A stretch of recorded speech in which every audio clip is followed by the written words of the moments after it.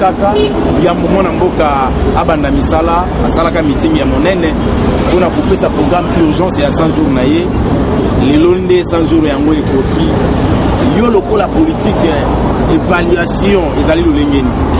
Oui, évaluation nanga na zolo bezali vraiment une évaluation positive. Pourquoi? Parce que na ba point où ezala qui cité na kati ya programme ya 100 jours lelo oyo na moni déjà to komi na réussite ya 95% déjà pour nanga. Et je trouve que ça déjà moi va avancer moko très significative parce que les lo oyo au moni Congo tant que président Félix a vu ango et ça là qui n'a pas de difficulté net ya banzela et ça qui n'a pas de difficulté ya ba mai et ça qui n'a pas de difficulté ma casse ya ba courant peu les sous na ba lumière na ba province belé il y a eu aussi des provinces où ça qui relié pourquoi parce que ba pont ezala te ba pont Bukana mais les lo il y a beaucoup de provinces où est comme relié parce que ba pont ezali construit et ba route ebelé et comme ko permettre à batou ba bimisa ba Damas facilement donc va circuler facilement parce que il y a eu je dirais réfectionnement il y a ba route yango et en plus il y a eu aussi des constructions il y a ba nouvelle route et ça dit que le peuple congolais a se retrouvé à Zala Malam. Tant on a lobby ezali reçu à 95% parce que nayebi le 5% on a nazali kopé c'est un côté Damas là jusque là je reconnais que masangu na fufu parce que ezeloko ba congolais pe balinga mingi ya onde ça que notre vivre à chaque jour donc côté masangu na fufu ndé kiti vraiment bien que sali moi ko kitamuke mais kiti vraiment parce que to bandai ko zela ngwe kitamakasi mais il y a des raisons fondées où sali que non ba masangu na ba fufu et kita vraiment makasi té pourquoi parce que le président Félix Tshisekedi tanga zu pouvoir a kuti ba réserve alimentaire té na katambo kanabiso eza na ba entrepôt mon côté au gouvernement na biso etikaka ba masangu o etikaka ba fufu maintenant le président Félix pour na biloko wana ekita et sengelaka biloko ekoma ebele sur terrain ndenge balobaka lorsque l'offre diminue, n'est-ce pas, la demande fait quoi? Augmente. Mais lorsqu'il y a plus de demandes sur terrain, l'offre ça ranini et qui t'a cassé. Pour dire que tant que bilo que c'est belé sur terrain, au moins na bilo qu'on est sur kita parce que nous sommes linga te kabilo qu'on a. Mais le coup là, ba masangu ezate sur terrain, ba fufu pe ezate parce que tous na politique il y a stockage te. Na niveau du gouvernement, le président Félix maintenant a amorcé qui procédure oyo ya kokende ko cultiver parce que le baki pe agriculture et aux parmi la priorité na ye. So kolo na masangu ko zoatin ya kobiné, tant ya ko sarcler, tant ya kolona obo otika yango ebota et kauka normalement il faut les kaba 4 à 5 mois. C'est ce qui fait que jusqu'à ce jour, Massangu vraiment n'a nous équité na fufu parce que production au yabiso n'a nous facilité. Mais nazol banabino dans 3 ou 4 mois encore donc où ezali bosso, je peux mettre seulement 3 mois où ezali bosso awa. Au moins vraiment Massangu ekokita et puis fufu pe ekokita makasi parce que ekozalana ba production oyo ya gouvernement c'est-à-dire au président Félix Diemoko Asali yangonde ekolesa ba peuple congolais. Donc pour nanga je dirais que en tout cas 100 jours coup de chapeau même côté sécurité na ndenge zalaki liboso to moni que no makambo wana vraiment eza kokita. Mais kota la été mokonza mboka la kaki ba police to be mapinga ya ikolo ete ba kozwa mwa misolo akuba kisela ba misolo koleka leki abandaka bozo. 100 jours yango na kati ya 100 jours na ye misolo yango ba sécurité. Non, non, écoutez, je dirais que ce n'est pas que esimbité parce qu'il y a eu quand même un réajustement. Na o etali ba salaire, il y a bande konabiso juste ba policier et vous allez vous rendre compte qu'il y a eu aussi beaucoup de choses, n'est-ce pas, à faire. Mais le président de la République a zali toujours pour tenir nango parce que je peux te dire peut-être que moi demain est aussi laté, peut-être que moi demain est aussi laté pour mon abandé nyonso ba ko arriver na ko simba ba salaire na bango, mais aussi ezaki na travail e bandai ko sala, mais aussi ça m'appelle l'autre travail à identification, parce que tu dois comprendre malgré que identification et ça la marque à chaque fois, mais il y a eu toujours des fictifs na niveau à la police, soit même na niveau à l'armée, même na niveau à ministère et à intérieur, il y a eu beaucoup de fictifs. Oh, il fallait qu'il d'abord qu'on lande la wango koyeba effectif réel oyo bakoyi ko futela na yango bato. Donc je vous dirais que tout est vraiment OK, tout est vraiment OK. Bandeko bako simba ba salaire na bango, et moi je vous rassure peut-être que avant année OSI là et que ça la plus que au président Félix a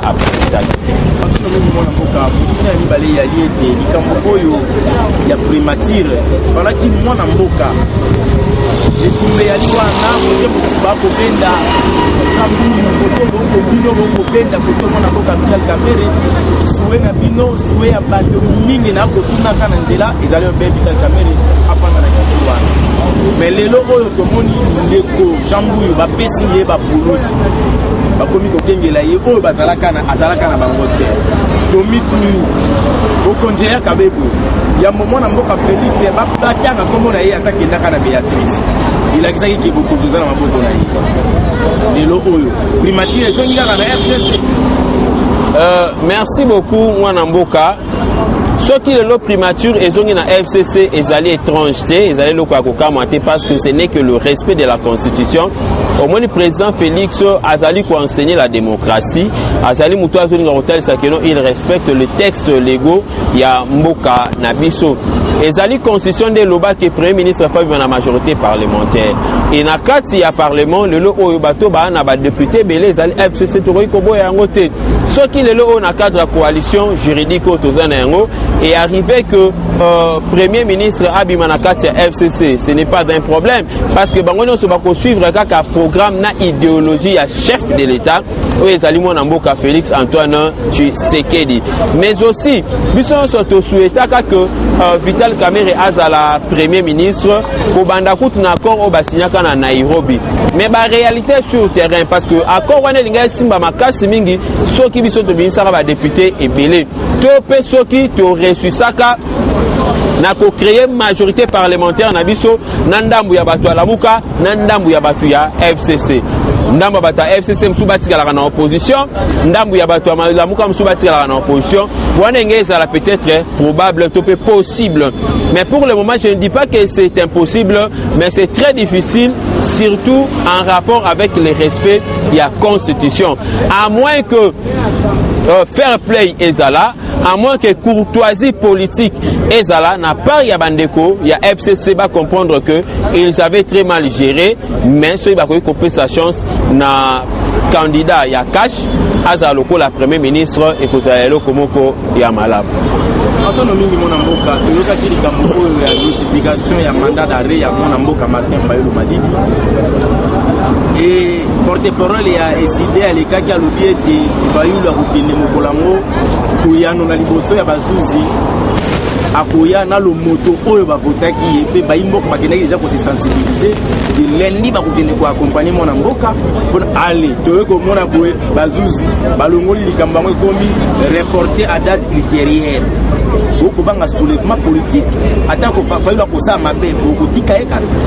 Non, naza ko lobana yo que ezali soulèvement politique était monté ko sala mamukolo wana, et à part yango mutazo banga Fayulu azalité parce que Fayulu tanga lobby déjà que non akoya bien à se faire accompagner, oui, à se faire accompagner na ba militants et puis na certains congolais congolaises au ba lukaba accompagner, mais yango tende muteko changer logique. Il y a droit na kati mboka na biso parce que tous en état de droit, tout le monde est censé respecter la loi. Ce qui peut être ndongo uti kolobana parce que je n'ai pas encore suffisamment la véracité. Il y a info au uti ko pesanga siko, il y a que ba uti ko reporter parce que jusque là na yebite ke ba uti ko reporter yango parce que nazaki occupé na makambo mususu na bandaki ko sala. ceux qui n'ont pas reporté, on a une date ultérieure, ce n'est pas par crainte qu'il y a Fayoulou, c'est faux et archifaux. Parce que s'il fallait craindre Fayoulou, on n'allait pas lui lancer cette invitation-là. Donc, le col a balancé l'invitation au Lingate, il sera toujours dans l'obligation de répondre à Makambunaye. Et puis, si on s'allie Kolobaboué, Moutounion sera Kolinga Akita Amata, Akoye Bakara Keno Mobeko, Zalise Mobeko, on ne nous s'impose pas devant la loi, mais on se fléchit devant la loi et on demande pardon. C'est ce que moi je peux dire. Alingate, il va répondre devant la justice Liboso Yamakambu Nyoso Yasalaki parce qu'il y a eu l'incitation à la haine, il y a eu des gens au Bakufa, Namoko na la combattant nanga o Yakufa juste en face ya liberté donc Nanjili parce que tant basi sa meeting na bango basalaka avant ce dernier meeting tant basi saka ba pesara mot d'ordre na bango ya siko que non to banda opération et na quatre opération na bango na il y a eu des morts. Donc et ça babiloko tokoki jamais ko encourager et na jebsa na batu mususu o bazolo ba que non Félix alors état de droit mais état de droit yango. L'exemple vient d'Ao. Il faudrait commencer tout d'abord par les gens qui pensent peut-être qu'ils sont inquiétables. Il faut pas inquiéter, il faut pas interpeller dans la police pour nous ramener Batunabango Moussoussou na raison. Net na oka ba Moussoussou baso ba kenon ceux qui mukolana ba kangi Fayoulou biso torobi manantela nous allons menacer Batunet ya UDPS, nous allons menacer na bakasayen. Mais ngana rebisa na bandeko o baso ba kenon ba ko menacer comme si il IDPS na bande comme si Kassayen bazali ko se tromper l'adresse. Oh les autres sont sous une époque où tu as na ba élection. Il faut même que notre osana ngonga o mobeko zali ko salama. Et puis mutu oyo a ko se permettre peut-être que ça le kwana a ko se retrouver devant la justice et à cause de la poursuivi.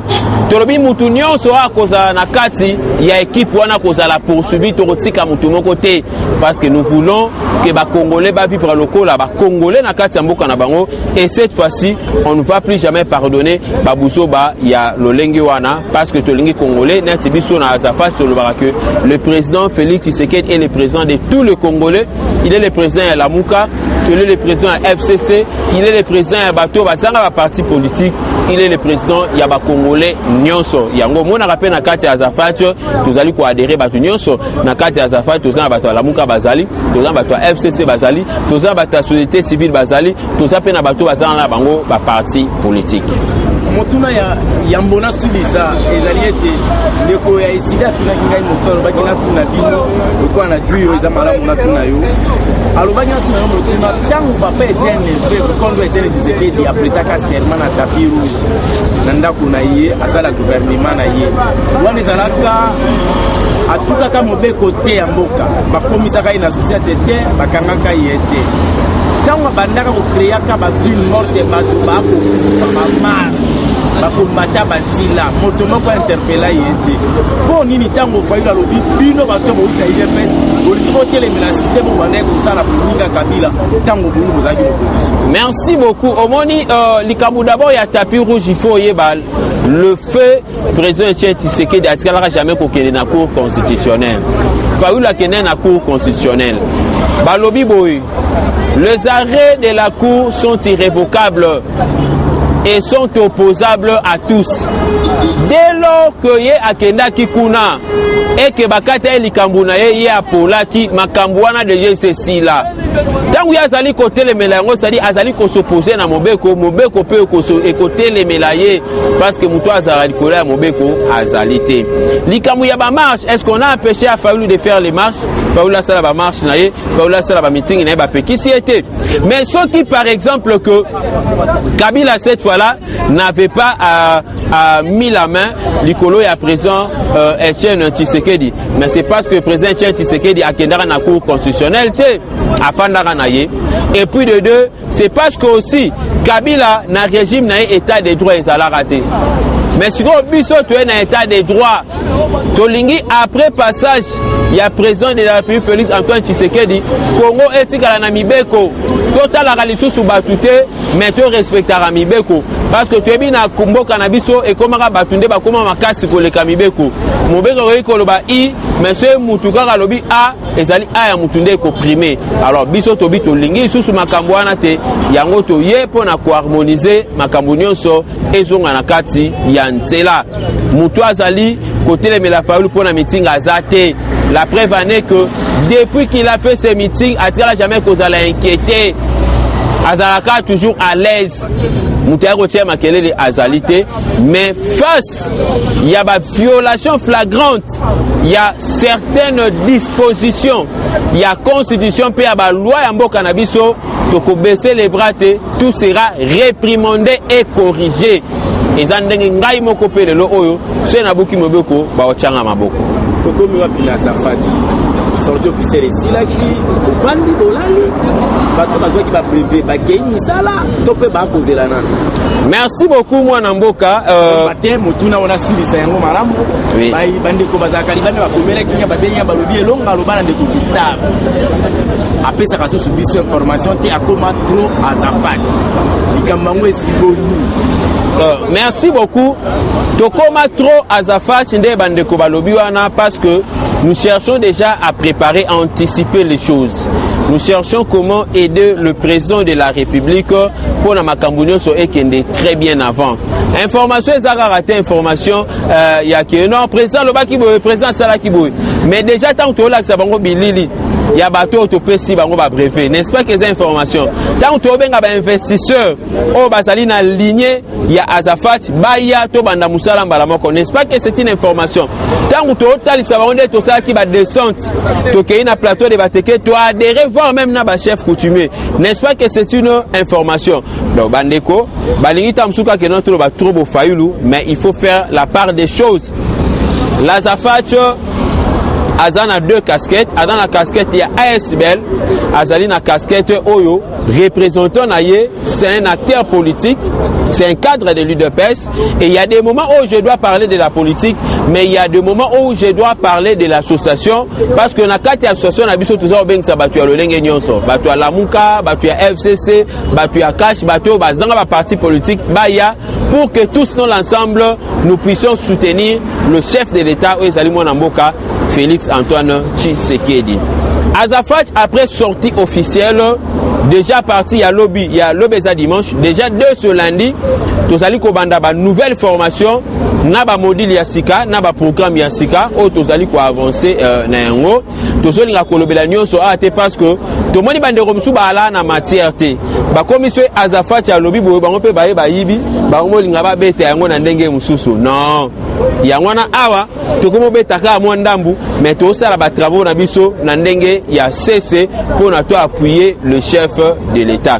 Donc ndeko nyonso o ana posé formation to pesa ba formation ezali ko remettre ba tout na niveau les différentes formations déjà parti à lundi o tozali ko banda awa to banda ba formation ndeko to azana posé akoya ko participer na formation akobenga biso to pe akoya ko lukabiso na siège ya IDPS Tshisekedi soko yo wana otunika na oluka les cordons Gustave Lutumba to pe na zoluka bureau ya Azafat bako tinda yo soit te père secrétaire boko solana ye pour ameka un peu kopesa yo ba orientation.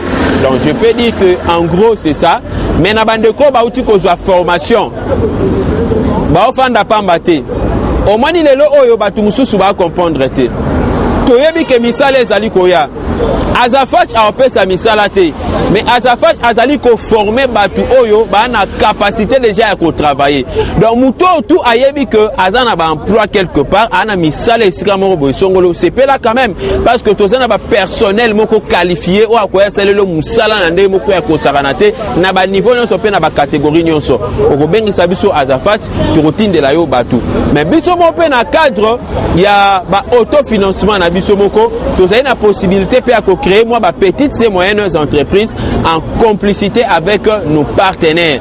Netoroluka to casé moi bateau. C'est vrai. Première promotion et deuxième promotion, te former plus de 500 personnes. C'est trop bateau te former.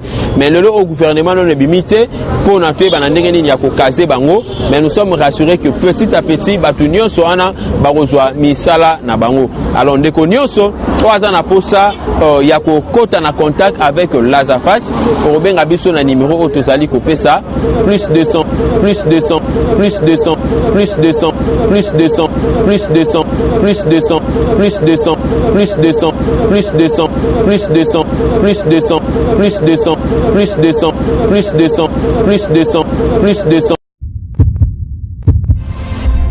Eshima, votre magazine qui bat au rythme de l'actualité. Une réponse à vos besoins en information, un éclairage dans divers domaines. Impartial, documenté, instructif. Eshima au cœur de l'info. Retrouvez la nouvelle édition. Exclusivité.